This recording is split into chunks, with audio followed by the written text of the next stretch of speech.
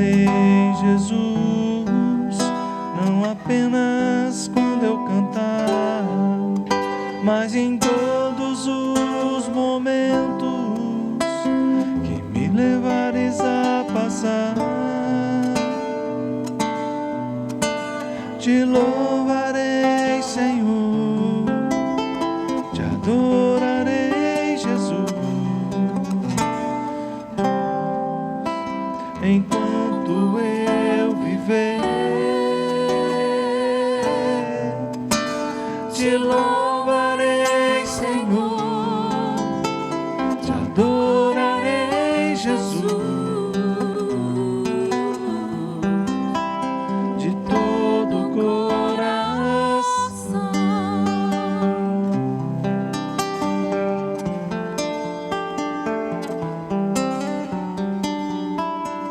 Dá-me, ó Deus, um coração cheio de amor, cheio de adoração a Ti, Senhor. Te louvarei, Jesus, não apenas quando eu cantar, mas em todos os momentos que me levares a passar. Te louvarei, Senhor, te adorarei, Jesus, enquanto eu viver.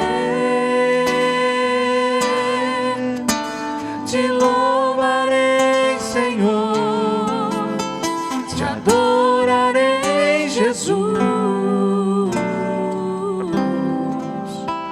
de todo o coração.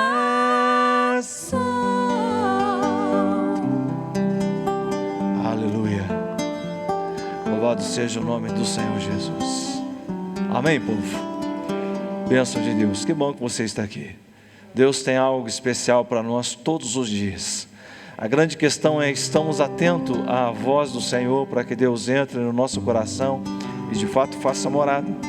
Mude aquilo que precisa ser mudado, ou nos oriente a mudar aquilo que precisa mudar, para que Deus venha fazer morada de fato, definitivamente no nosso coração. E é exatamente isso que Deus quer.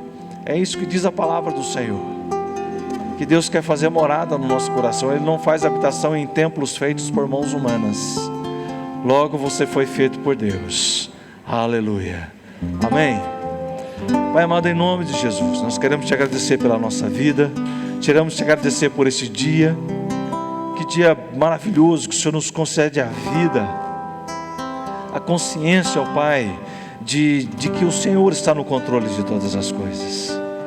Pai, perdoa os nossos pecados, meu Deus. Purifica o nosso coração de toda a maldade. E ajuda-nos, ó Pai, a viver de maneira tal que nós, de acordo com a Tua palavra, alcancemos corações sábios, corações que se derramam na Tua presença, corações, ó Pai, que se entregam ao Teu amor, que se entregam à Tua palavra. Nós queremos Te amar integralmente. Ensina-nos a guardar o nosso coração até alcançarmos corações sábios. Fica conosco nessa noite, Espírito Santo. Continua falando conosco, para a glória do Teu nome, em nome de Jesus. Amém. Você pode se colocar de pé?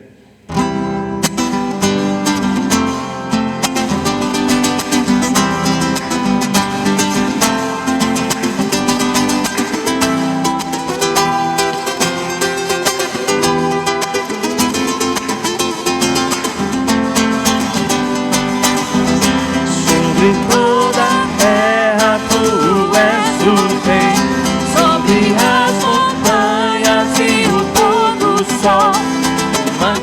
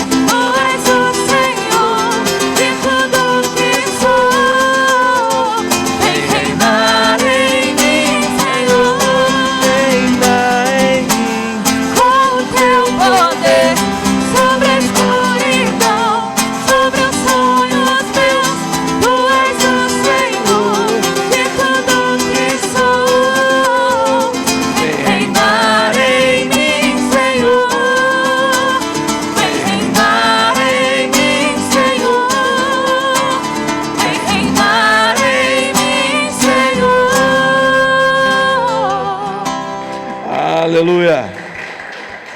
Glória a Deus. Louvado seja o nome do Senhor.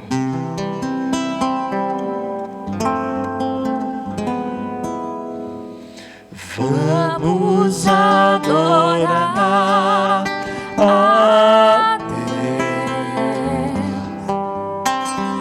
Vamos adorar a Deus.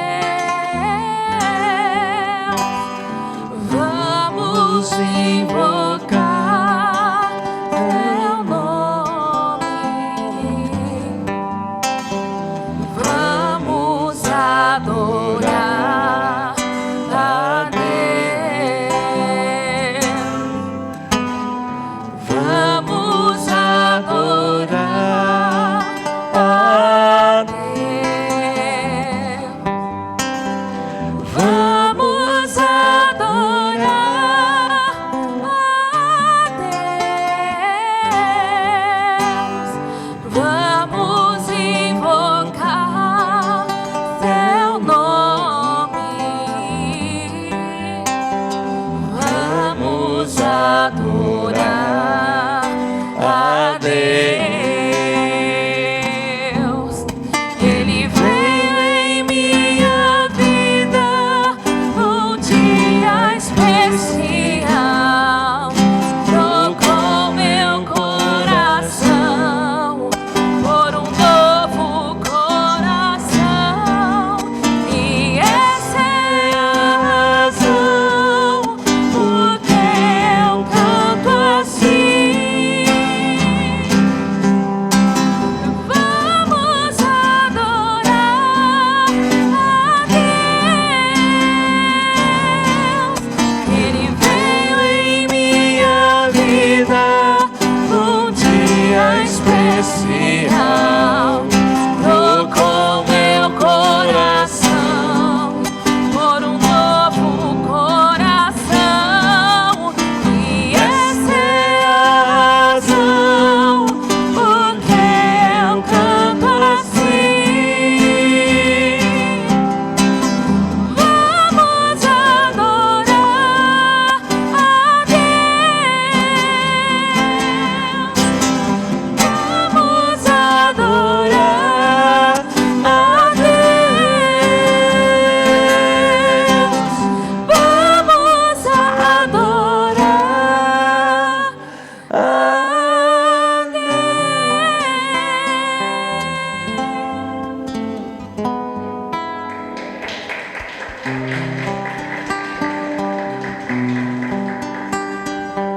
Louvado seja o teu nome, Senhor.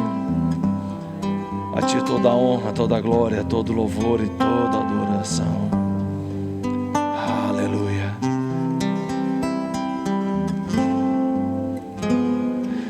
O único que é digno de receber a honra e a glória, a força e o poder.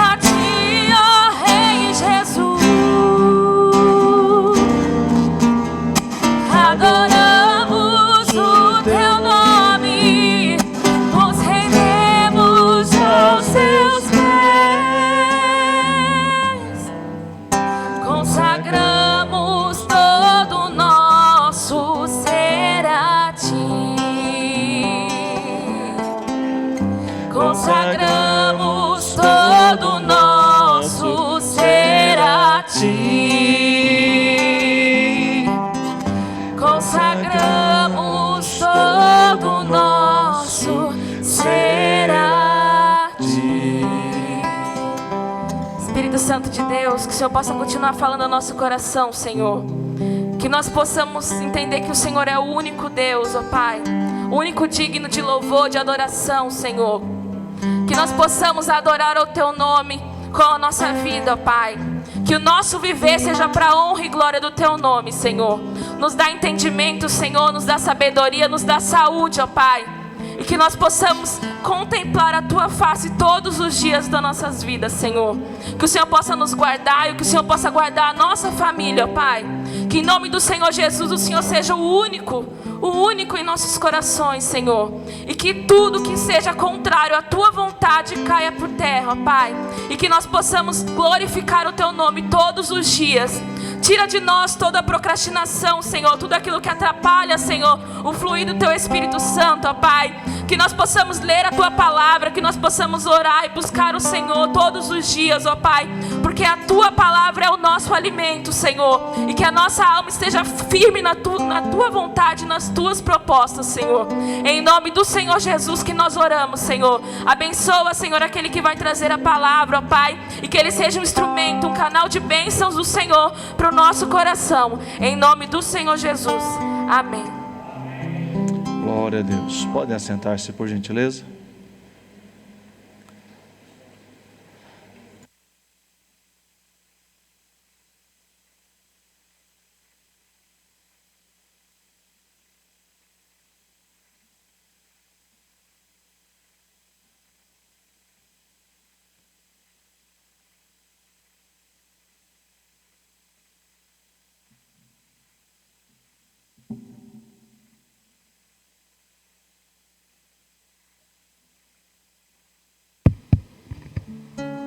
Salve, amada igreja, com a paz do Senhor. Glória a Deus. Vamos continuar adorando a Deus com nossos dízimos e as nossas ofertas. E já antemão agradecendo a Deus por nós estarmos aqui. Até aqui Deus tem nos conservado, tem nos protegido, em nome de Jesus. Vamos meditar na palavra aqui em Provérbio 3:9. Provérbio 3:9, que fala assim: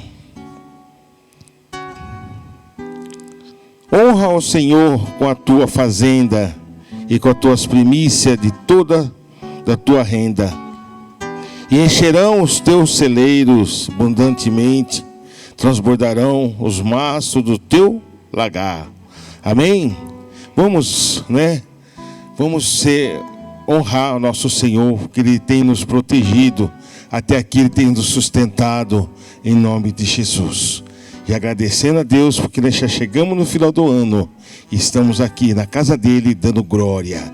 Vamos o louvar, vamos adorar, e vamos orar pelos nossos dizimistas ofertantes dessa noite. Oremos. Soberano Deus, Pai maravilhoso, estamos aqui, papai, mais uma vez na tua presença, te adorando, Senhor. Obrigado por o Senhor ter nos trazido até aqui. Abençoa, meu Pai, quem vai dizimar, quem vai ofertar, Senhor. Abençoa também aqueles que não podem ofertar hoje, meu Pai. Abençoa aqueles que estão desempregados, Senhor. Visita aquelas famílias, Senhor, em nome de Jesus.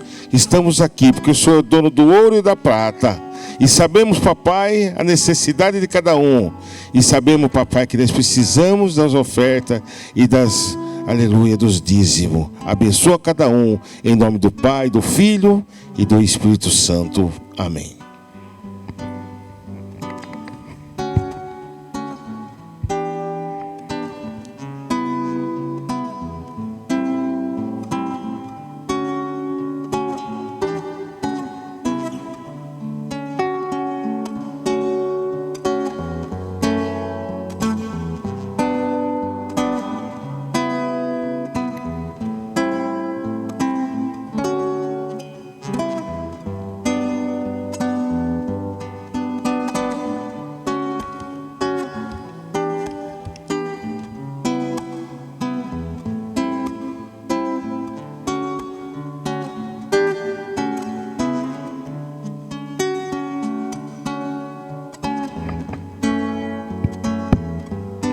A paz do Senhor, meus irmãos.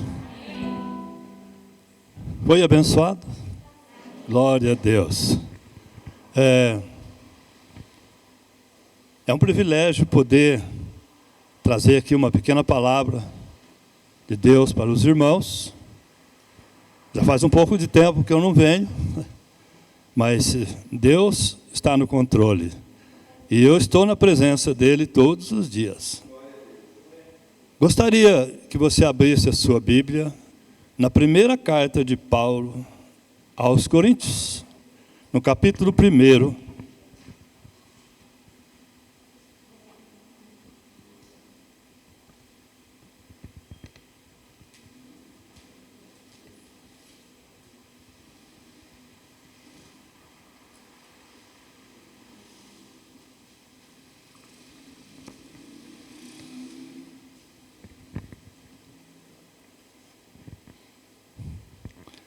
Todos acharam? Obrigado, varão. Deus abençoe.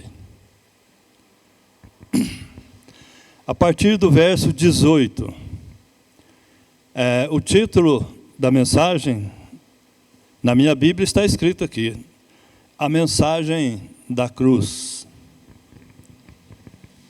A mensagem da cruz, a cruz do Senhor Jesus, é um símbolo tremendo e importante para nós. Vamos então acompanhar a leitura? Diz assim a palavra do Senhor. Certamente a palavra da cruz é loucura para os que se perdem, mas para nós que somos salvos, poder de Deus. Pois está escrito: destruirei a sabedoria dos sábios, aniquilarei a inteligência dos instruídos. Onde está o sábio? Onde está o escriba? Onde o inquiridor deste século? Porventura, não tornou Deus loucura a sabedoria do mundo? Visto como, na sabedoria de Deus, o mundo não o conheceu por sua própria sabedoria. Aprove a Deus salvar os que creem pela loucura da palavra. Porque tanto os judeus pedem sinais, como os gregos buscam sabedoria. Mas nós pregamos a Cristo crucificado, escândalo para os judeus e loucura para os gentios. Mas para os que foram chamados, tanto os judeus como o grego, pregamos a Cristo, poder de Deus e sabedoria de Deus. Porque a loucura de Deus é mais sábia do que os homens, e a fraqueza de Deus é mais forte do que os homens. Irmãos, reparai, pois, a vossa vocação, visto que não foram chamados muitos sábios, segundo a carne, nem muitos poderosos, nem muitos de nobre nascimento. Pelo contrário, Deus escolheu as coisas loucas do mundo para envergonhar os sábios, e escolheu as coisas fracas do mundo para envergonhar os fortes. E Deus escolheu as coisas humildes do mundo e as desprezadas, e aquelas que não são, para reduzir a nada as que são, a fim de que ninguém se vanglorie na presença de Deus.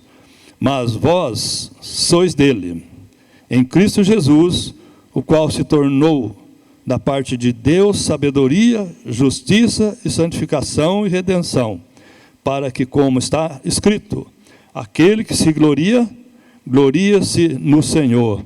Amém. Glória a Deus, hein? Palavra abençoada. Vamos orar mais um pouquinho?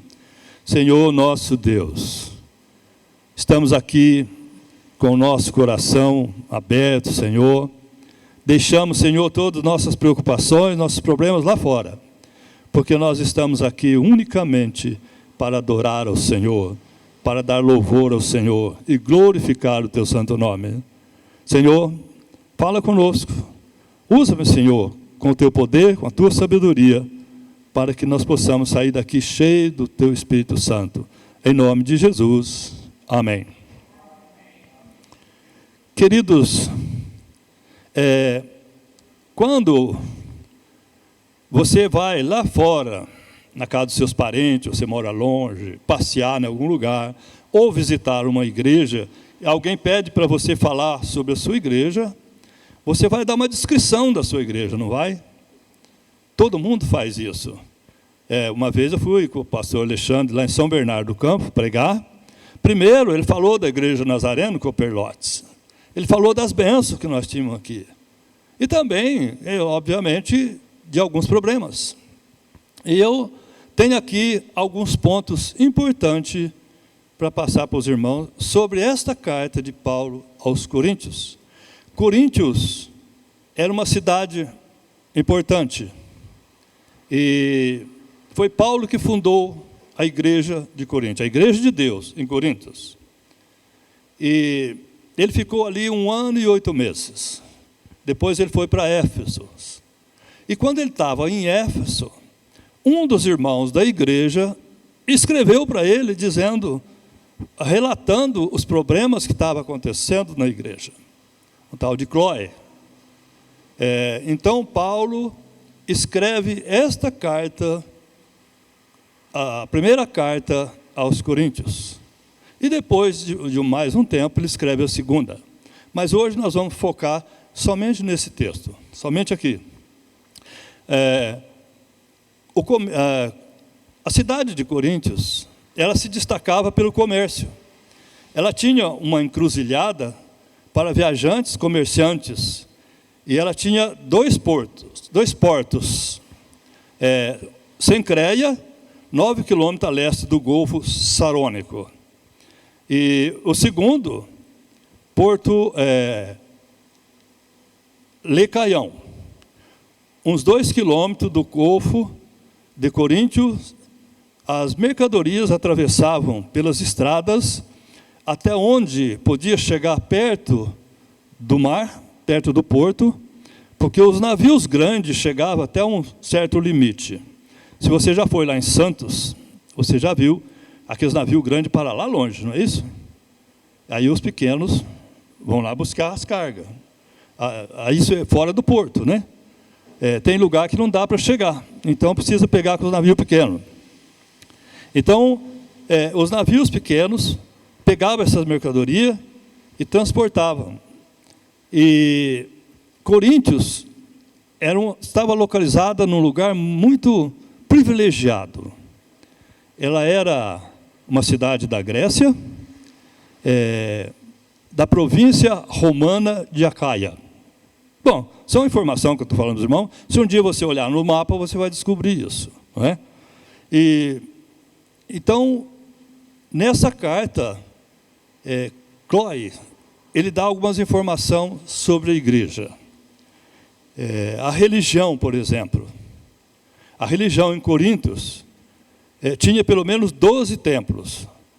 Talvez não estivesse todos funcionando na época de Paulo, mas tinha 12 templos. E o que se destaca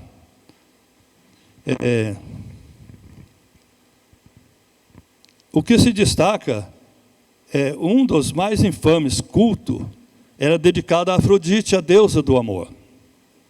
Isso aí era um culto realmente terrível, cujos adoradores praticavam prostituição religiosa e adoração. Afrodite promovia a prostituição em nome da religião. Então, eu estou falando isso para os irmãos, estou lendo aqui, porque Paulo ele encontrou muitos problemas sobre religião ali em Coríntios. E ele abriu uma igreja cristã no meio dessas 12 igrejas que prestavam culto a demônio e outras coisas. Então, eu estou mostrando para os irmãos a dificuldade que se tem de montar uma igreja e de dar a direção certa. Nós estamos aqui há 14 anos. Essa igreja já chegou a estar cheia, lotada. Tem alguns irmãos aqui, os mais antigos, lembram disso. Nós nunca fugimos de pregar a palavra de Deus. Pastor Alexandre, principalmente. Mas as pessoas entram e saem, né? É como se fosse um roteiro. Eles não se afirmam. Não se afirmam. Sabe por quê, meus irmãos? É o que estava acontecendo na igreja de Corinto. essa era uma igreja, ela estava dividida. Uma igreja dividida, ela não subsiste, não é verdade? E um dos problemas piores que Paulo teve que enfrentar foi a divisão na igreja, por 4 grupos. Tinha um grupo que seguia Paulo. Esse grupo era os gentios, porque Paulo ele foi chamado para ser o apóstolo dos gentios. Então esse grupo seguia Paulo. E tinha um outro grupo que seguia Apolo. Apolo era um grande orador. Ele sabia falar muito bem. E ele tinha estudado filosofia em Alexandria, na cidade do Egito. Essa cidade foi fundada por Alexandre o Grande. Então lá tinha a escola de filosofia, como tinha ali em Atenas, na capital da Grécia. Então Apolo era um cara muito eloquente, muito sábio, e ele estudou muito a Bíblia. Mas Apolo, ele não conhecia o Espírito Santo. Onde aquele homem pregou domingo, esqueci o nome dele, ele falou sobre Áquila e Priscila. Áquila e Priscila estavam assistindo Apolo pregar em um determinado lugar, pregou muito bem.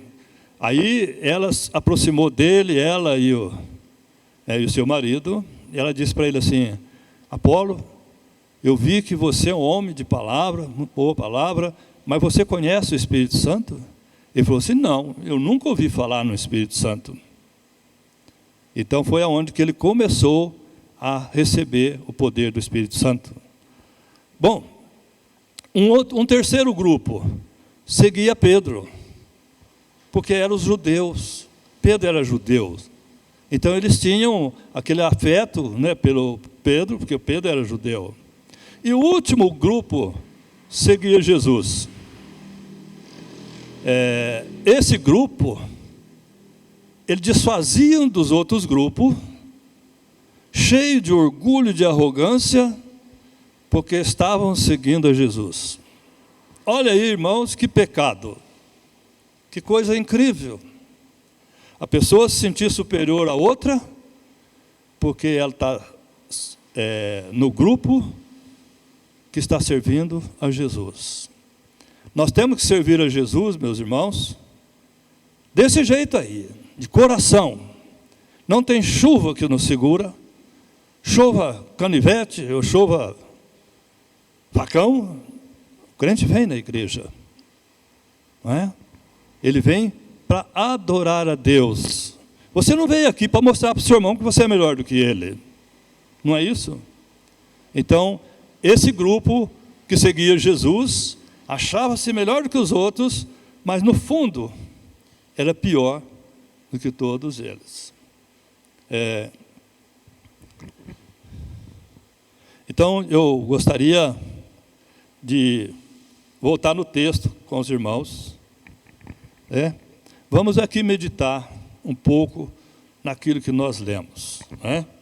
Aqui no versículo 18 ele diz que certamente a palavra da cruz é loucura para os que se perdem, mas para nós que somos salvos, poder de Deus. Por que que Paulo fala isso?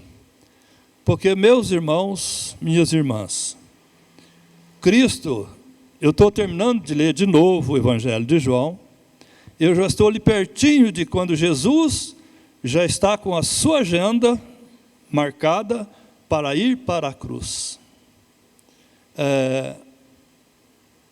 É tão loucura para aquelas pessoas que não amam a Deus, que, como que eu diria, até fugiu a palavra, eles tiravam sarro, eles faziam gozações dessas coisas. Aliás, a morte de cruz para eles era um privilégio para eles assistir aquilo. O povo gostava de matança, gostava de morte. Vocês lembram Nero, lá no Coliseu de Roma? Como ele soltava os leões, soltava aqueles bichos ferozes, soltava crentes ali para ser morto? É assim que eles gostavam Eles não gostavam dessas coisas que Jesus fazia. Porque quando Jesus entra na história, fazia 430 anos que os judeus estavam esperando o Messias, Jesus Cristo. Só que eles não esperavam que fosse um homem desse jeito. Eles não esperavam a filosofia de vida que Cristo ensinou. Por quê? Porque eles estavam acostumados nas rachadinhas, né? Pegar dinheiro extra, no mensalão, no petrolão. Eles estavam acostumados com isso. Então, eles eram homens importantíssimos, alinhados, boa pinta, mas com a mão grande, que só Jesus sabia. E Jesus colocava o dedo no nariz deles. Você está em pecado, você está roubando, você é ladrão, você precisa mudar. Aliás, João Batista foi morto por causa disso, lembra? João Batista chegou em Herodes, botou o dedo no nariz de Herodes. Herodes era um rei ímpio, ruim, maligno. Ele era filho de Herodes o Grande. Era uma raça de gente, eles eram da descendência de Edom. Muito ruim. O único que fez isso foi João Batista. Colocou o dedo no nariz dele e falou: olha, você precisa devolver a esposa do seu irmão. Ela não é sua esposa, você está em adultério. Devolva a esposa do seu irmão. E isso, o que aconteceu? Perdeu a cabeça por causa disso. Mas para ele valeu muito mais morrer decepado da sua cabeça do que com a sua consciência pesada. Porque se ele não fala aquilo, ele estava sendo condizente com aquele homem. E ele veio, ele andou 100 quilômetros para falar isso para Herodes. Você pode ler lá que você vai achar isso aí.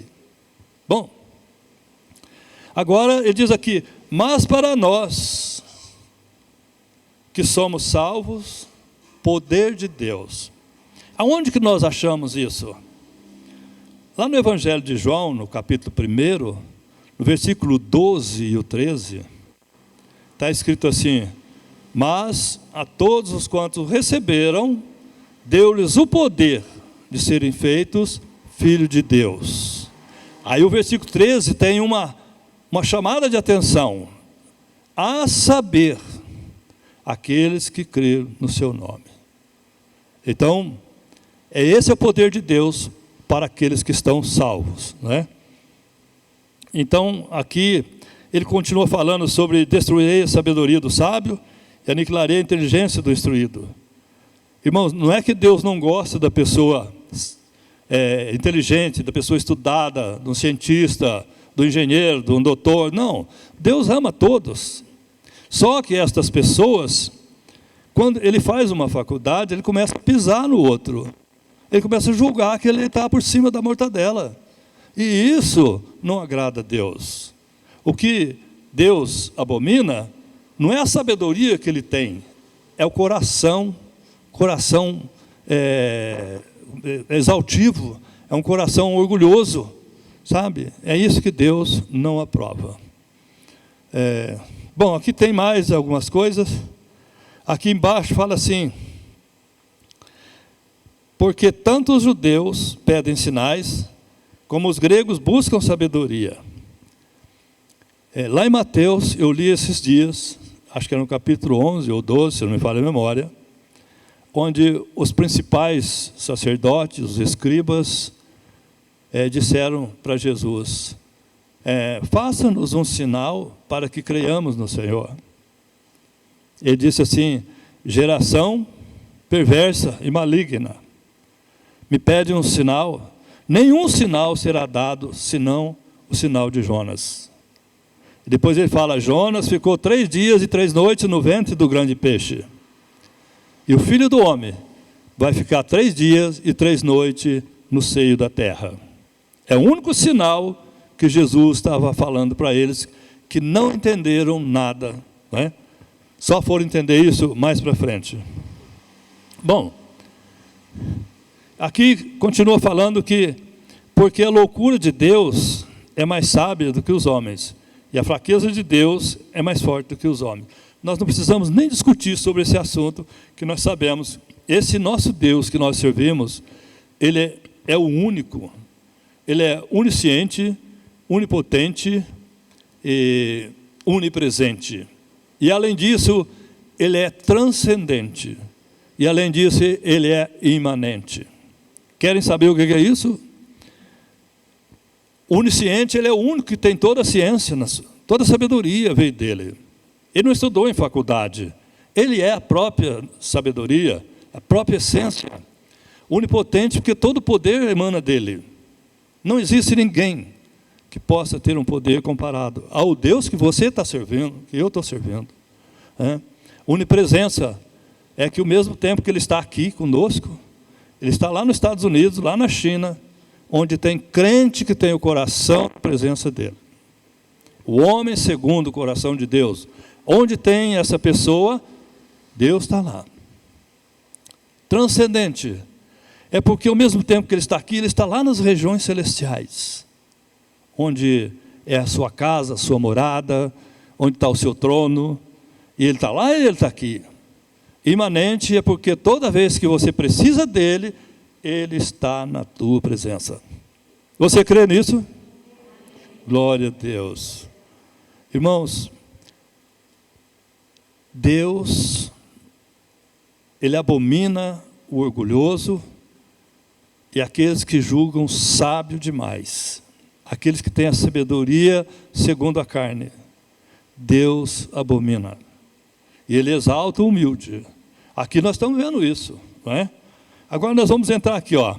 Irmãos, reparai, pois, na vossa vocação, visto que não foram chamados muitos sábios, segundo a carne, nem muitos poderosos, nem muitos de nobre nascimento.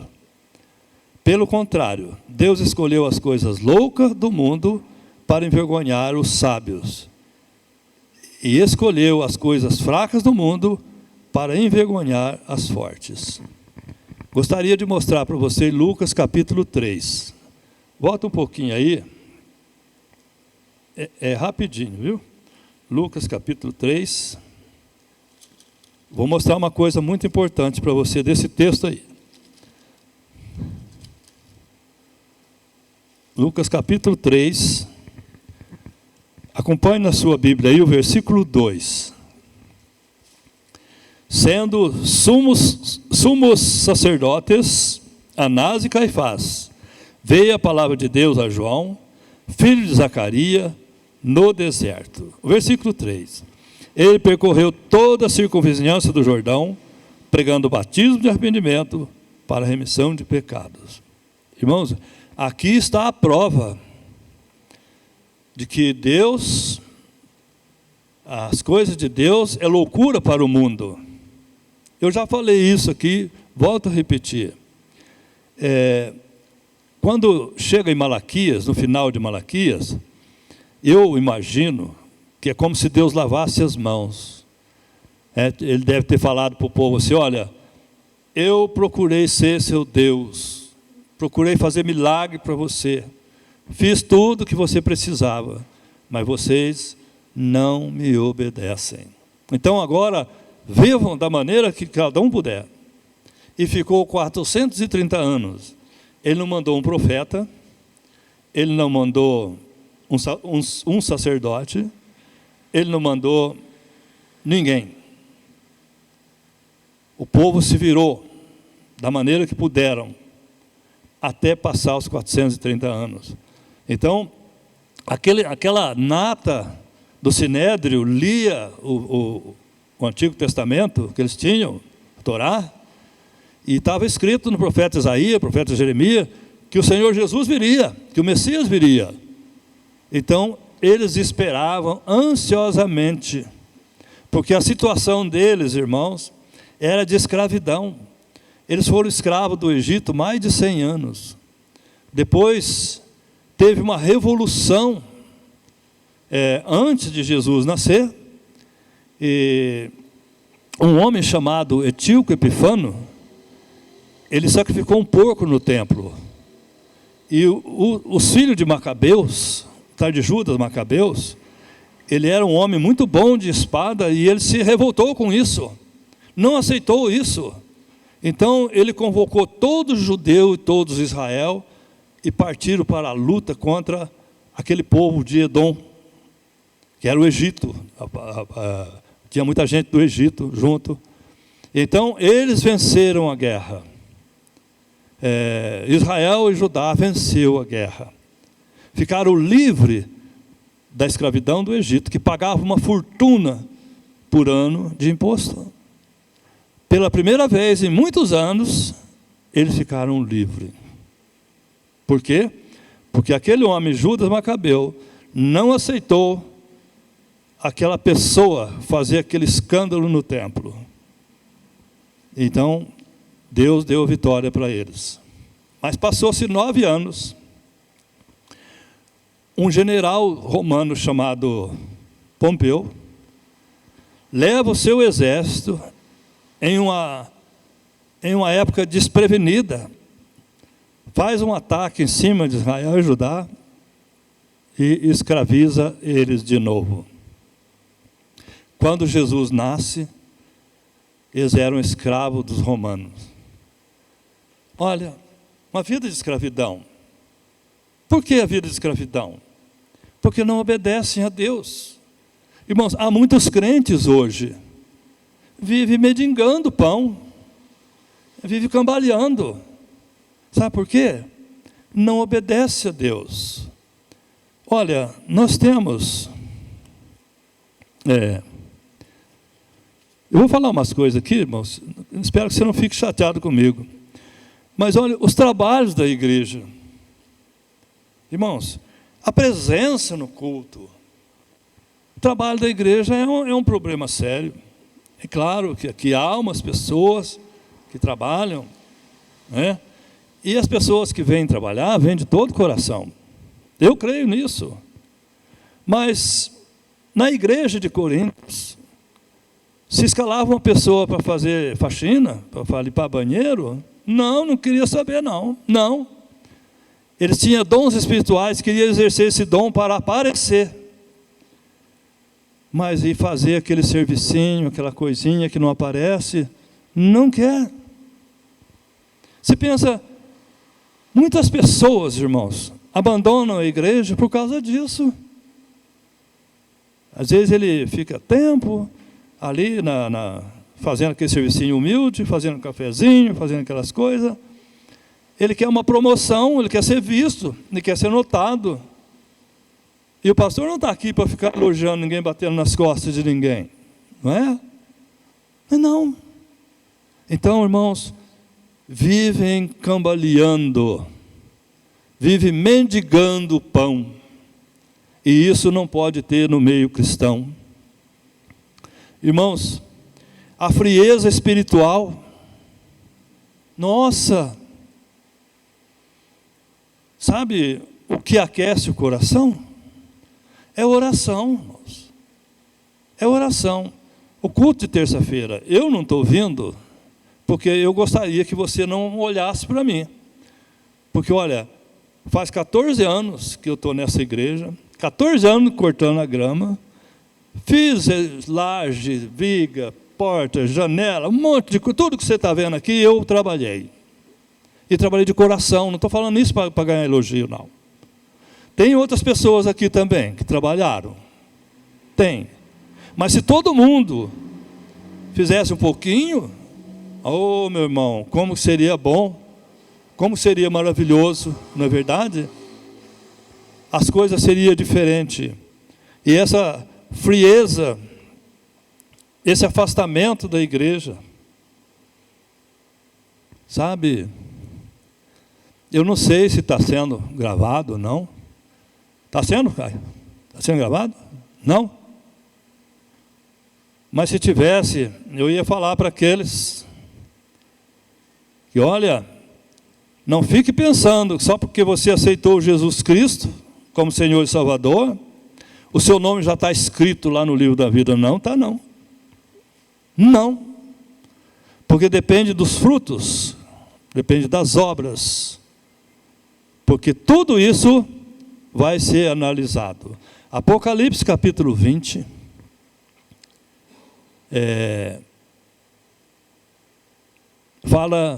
há um grande julgamento, a partir do verso 11. Fala lá que eu vi um grande trono branco, e aquele que assentava ali estava julgando todas as nações. Bom, antes disso, se você ler nos versículos anteriores, você vai ver que teve a primeira ressurreição. Sabe de quem? Dos crentes, daqueles que realmente creram em Jesus Cristo e viveram da presença dEle. Aquele que deu fruto, aquele que investiu sua vida Jesus vem buscar a sua igreja, ressuscita a sua igreja, e aqueles mais ou menos vão ficar e depois vai descer, vai chegar um monte de gente e vai atacar os santos que ficaram, e vão fazer uma proposta para eles: ou você traz a carteirinha de vacina, ou você não compra mais nada. Brincadeira, irmãos. Mas está lá no capítulo 13 de Apocalipse. Você tem que pôr um carimbo 666 na tua mão ou na testa, que se você não tiver, você não compra remédio, você vai morrer de fome. E Jesus, ele diz assim, lá em Lucas: aquele que perder a sua vida por minha causa, achá-la. E aquele que ganhar a sua vida, perdê-la.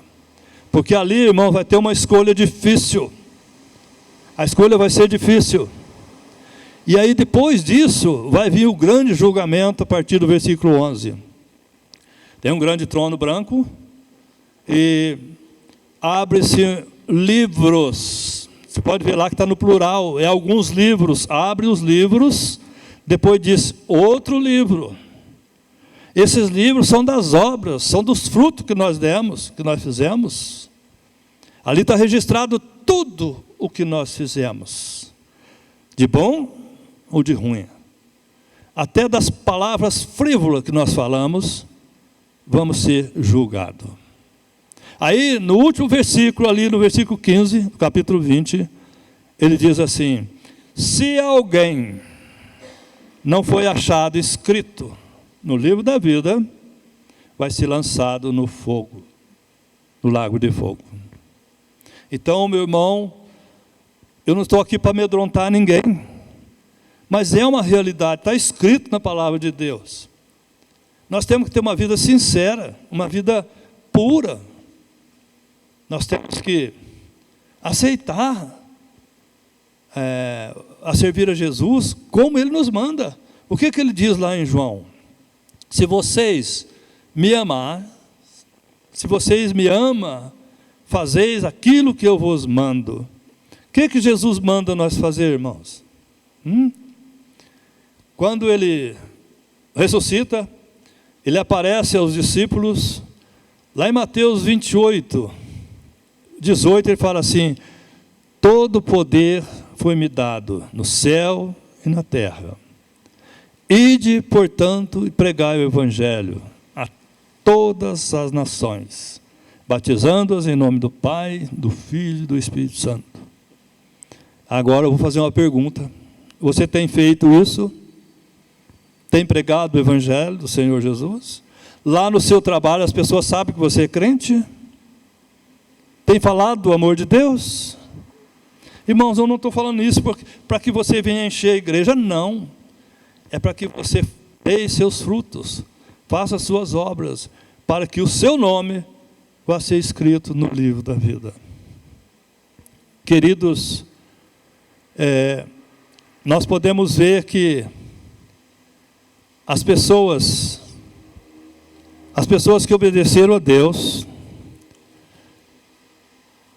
as pessoas que andaram na presença de Deus, e que andam até hoje, que morrem na presença de Deus, são pessoas felizes. Agora, eu fico pensando, irmão, às vezes o marido vem para a igreja, aí ele fica anos e anos orando para a esposa converter. Estou falando isso porque a minha esposa orou 6 anos em seguida para mim se converter. Eu sei que as esposas fazem isso, os maridos também fazem isso. Aí a esposa vem para a igreja, né?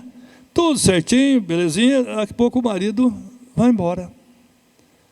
Aí os filhos começam a ver a atitude do pai, vai embora. Não estou falando porque sai da igreja nossa, não. Qualquer igreja. Aí o que acontece? Começa o esfriamento espiritual. Começa a esfriar. Começa a voltar na estaca zero. Sabe o que Pedro fala lá na segunda carta, capítulo 2, a partir do verso 20? Ele fala assim: aqueles que ouvem a palavra de Deus, entende? Se converte, se arrepende, vem para Deus, é bom. Mas se você voltar para trás, o seu estado anterior é muito melhor do que o de agora. Aí depois ele fala assim: é como certo adágio verdadeiro, o cachorro volta para o seu próprio vômito, a porca lavada volta a revolver-se na lama. Lá em Hebreus 10, 38, fala assim: o justo viverá pela fé, mas se retroceder o seu pé, a minha alma não se compraz nele. Irmãos, eu estou falando isso a nível de informação. Claro que os irmãos são pessoas abençoadas, pessoas que buscam, pessoas que querem crescer. E Deus vai abençoar, como está abençoando, não é verdade? Mas sejam sinceros mesmo. Faça a obra de Deus. Não fique olhando para o outro, julgando o outro. Porque Paulo fala assim: por que tu julga teu irmão? E por que tu despreza o teu? Irmãos, nós precisamos saber que Deus não faz acepção de pessoas. Todos nós somos a mesma coisa para Deus. Quando Deus olha para você, Ele não vai olhar na sua aposentadoria, no seu salário, no seu emprego, não vai olhar no seu carro, na sua casa, na sua conta no banco. Não. Ele vai olhar o seu coração. Seu coração. É isso que Deus olha. Se o seu coração realmente está na presença dEle, então você, com certeza, seu nome vai estar escrito no livro da vida. Amém? Coloque-se de pé, por favor, vamos orar.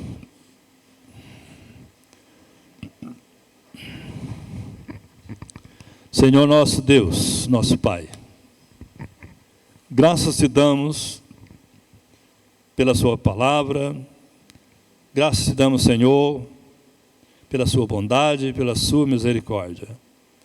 Paizinho querido, nós sabemos que a nossa luta é difícil, mas eu sei que o Senhor pode enviar o teu Espírito Santo a todas as pessoas que já se converteram, pessoas que esfriaram, que se afastaram.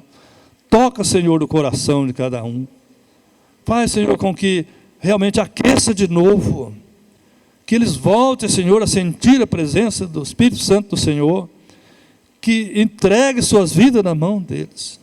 Pai, socorre seu povo, Senhor, porque esse tempo difícil que estamos passando foi uma desculpa usada pelo mundo para fazer exatamente aquilo que eles queriam fazer. Pai, em nome de Jesus, muda a nossa história, vira a nossa página, Senhor, começa uma nova história na tua igreja. É o que eu te peço, Senhor, em nome de Jesus. Amém. Amém.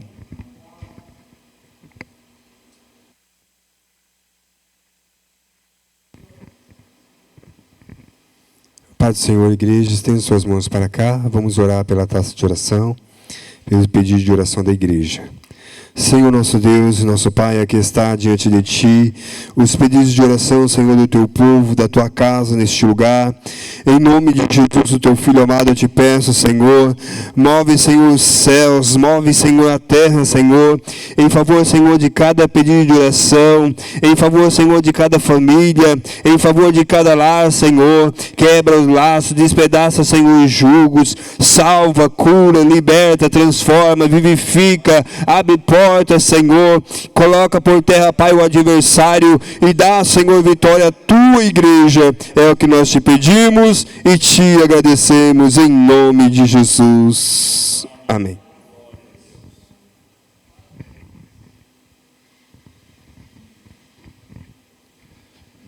Bênção de Deus. Amados, deixa eu ver. Dia 19 nós teremos a nossa celebração de Natal. Não vamos fazer ceia no dia 19, tá? Se você tiver algum parente, recebendo algum parente em casa, quiser trazer, por favor, traga, é bênção. Então nós vamos ter o culto de Natal dia 19, não vamos ter nenhuma programação até o dia 31, tá? Então dia 19, culto de Natal, e depois vamos até o dia 31, que nós vamos ter o culto da virada. O culto da virada vai ser às 22 horas, tá? E aí nós vamos fazer com celebração de ceia. E aí a gente vai organizar aí os pratos que virão, para a gente ter um momento de confraternização nessa entrada deste novo ano, que será muito melhor que 2020, muito melhor ainda que 2021. Amém? Você crê nisso ou não? Glória a Deus. Pai amado, em nome de Jesus, te damos graça pela tua palavra, te damos graça pela tua misericórdia, pela presença do teu Espírito Santo. Leva-nos de volta para os nossos lares em segurança. Nos dá, Senhor, uma noite agradável de descanso na tua presença. Ó Deus, e que na semana que se segue, o teu Espírito Santo esteja presente, falando o nosso coração, nos dando discernimento e sabedoria para viver conforme a tua boa, perfeita e agradável vontade, em nome de Jesus. Amém. Que o grande amor de Deus, o nosso Pai, que a graça de nosso Senhor e Salvador Jesus Cristo, que a doce comunhão e consolação do Espírito Santo de Deus esteja sobre você e sobre todos aqueles a quem você ama, desde agora e para sempre, em nome de Jesus. Amém. Deus abençoe e até logo mais, em nome de Jesus.